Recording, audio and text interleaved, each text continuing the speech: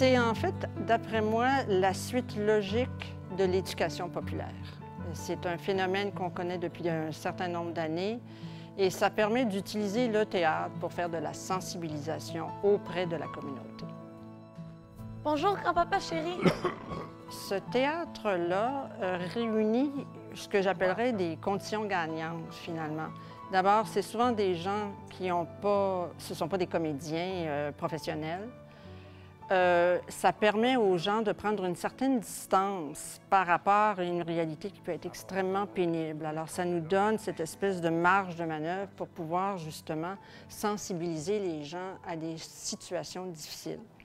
C'est aussi une façon d'outiller les gens. C'est un moyen éducatif, hein? Alors, ce que ça nous permet de faire à ce moment-là, c'est de pouvoir faire vivre des émotions aux gens, mais aussi, à un moment donné, de transformer ça en disant « moi, je suis capable de faire quelque chose pour ça ».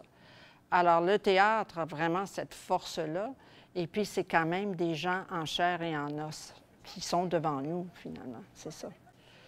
Je veux dire, le théâtre, c'est quelque chose qui est à la fois humain et qui permet justement quand même de prendre une distance par rapport à soi-même et par rapport au sujet qu'on traite pendant la pièce de théâtre.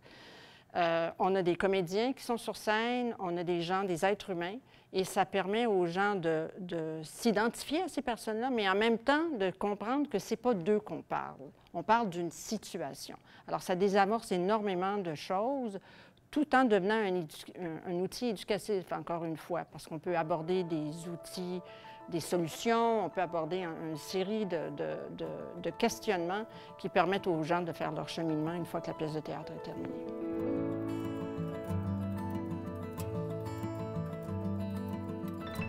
On a présenté la pièce de théâtre Trompleur et tromperie. De la façon que nous, on a procédé, on a contacté la Société francophone de Victoria qui avait son festival au mois de mars. Alors, on s'est dit, premièrement, pourquoi ne pas se joindre à un événement communautaire qui a déjà lieu? Alors, de cette façon, on crée des partenariats et puis on s'intègre dans une communauté déjà existante.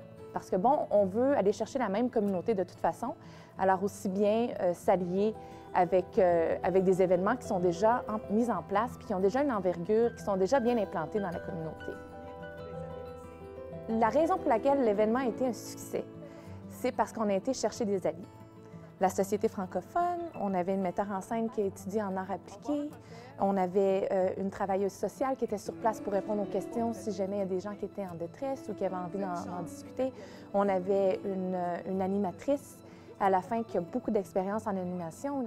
Donc, c'est important d'aller voir, de ne pas avoir peur d'aller chercher des spécialistes afin de rehausser la qualité des événements.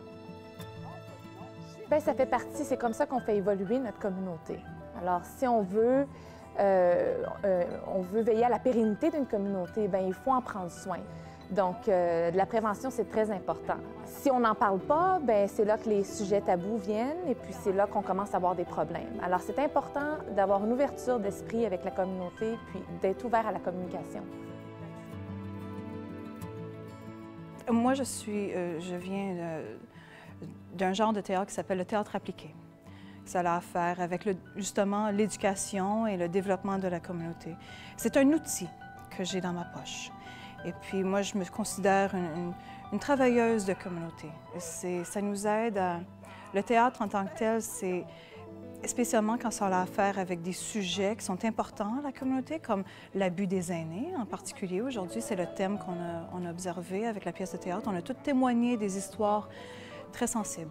Et puis, la fiction nous permet de la sécurité. Ça nous permet un moment d'être capable d'avoir de la réflexion sur une histoire qui nous touche souvent personnellement. Et puis, par après, on est capable de se parler de cette fiction, mais être capable de se parler aussi entre nous d'une histoire qui nous touche personnellement.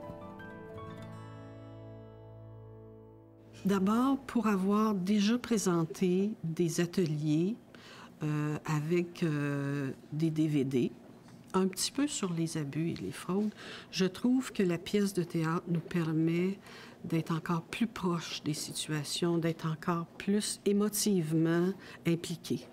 Parce que, d'abord, c'est des gens qu'on connaît, c'est des gens de la communauté, et puis on se sent interpellé encore plus plus fortement, puis on se sent encore plus proche des situations.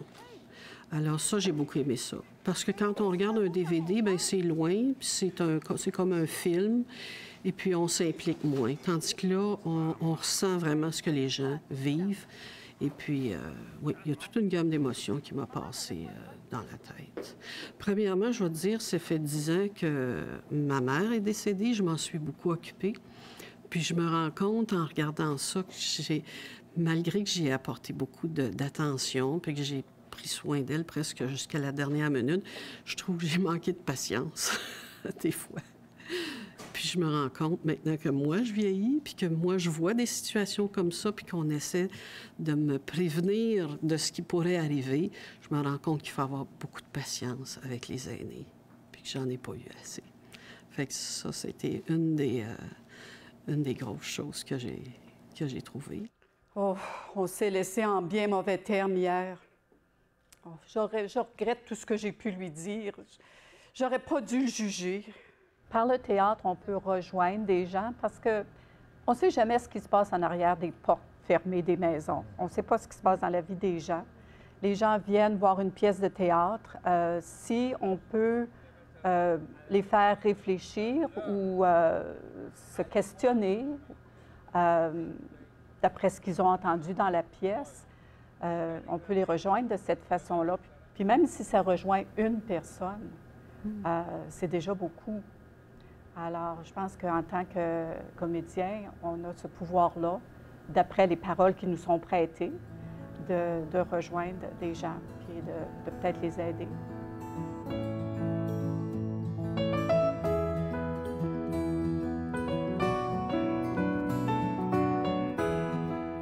À votre avis, quelles ont été ces formes d'abus dont on a été témoin pendant cette pièce de théâtre-là?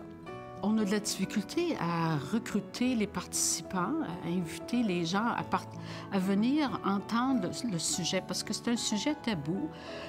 Ça n'intéresse pas beaucoup les gens. Si on présente ça d'une façon dynamique, là, comme on a fait avec la pièce de théâtre, ça attire beaucoup plus de gens. C'est une façon de sensibiliser la population sans que vraiment ils s'en aperçoivent, finalement. Pour moi, j'ai toujours travaillé en prévention. Alors, prévention, c'est numéro 1. Et puis, c'est probablement une des leçons d'aujourd'hui.